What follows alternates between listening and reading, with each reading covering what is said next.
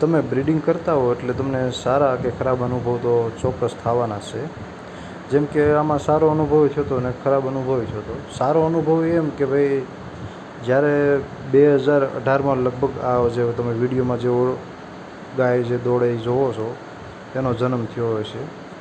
અમે ગોંડલિયાનું એઆઈ કરાવ્યું હતું આની મામાં, પણ ત્યારે ગોંડલિયાનું એટલું બધું મહત્ત્વ નહોતું, કારણ કે ડૉક્ટર સાથે 1500 રૂપિયા ડૉક્ટરને આપ્યા હતા. આ ડૉક્ટરનો નંબર આમાં મેં લખેલો છે.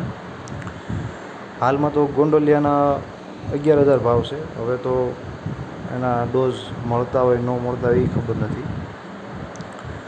હવે એ ગા ફર્સ્ટ ટાઈમ ડિલિવરી આપી એટલે 6 લીટર દૂધ હતું. બીજી વાર ડિલિવરી આપી એટલે 6 લીટર ને 7 લીટર એમ હાલતું હતું. પણ એ બીજી ડિલિવરીમાં 1 મહિનામાં એ દૂધથી ગઈ, કારણ કે જ્યાં વાસળો હતો એ મરી ગયો. પહેલાં વેતરમાં એ વાસળો હતો. પછી ત્રીજા વેતરમાં જ્યારે ડિલિવરી આપી એટલે 1 લીટર દૂધ જ આવ્યું. ડૉક્ટરે અમુક કે રગું બંધ થઈ ગઈ છે ને અમુક કે આગલા વેતરે દૂધમાં કંઈક કેવરાયું છે ને એવું બધું હાલ્યું.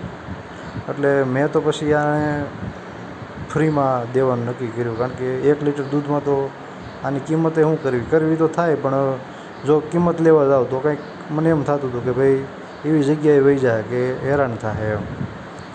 એટલે એક મારા મિત્ર છે, વેપારી કહો તોય ભલે, એનો વેપારનો ધંધો છે. આ બુલ હતો જેનાથી ક્રોસ થઈ હતી, આ એ વેતરે વાસળો આવ્યો હતો. એટલે એને મેં ફ્રીમાં આપી દીધી.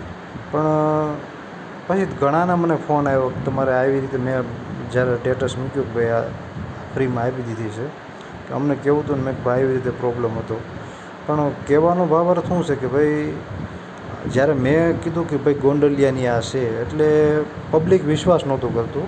હુંય ન કરું, કોઈ પણ ન કરે કે ભાઈ 11,000નું સીમન કોઈ થોડા લગાડે. અને હાલમાં હું કોઈ દિવસ 11,000નું જિંદગીમાંય લગાડું નહીં.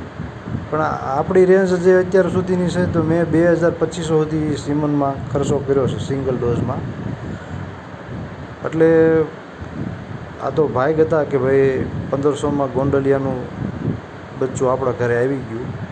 પણ નસીબ કે ભાઈ આપણે એને સાચવી ન શક્યા અને એ કાંઈક આપણે આપી ન શકી.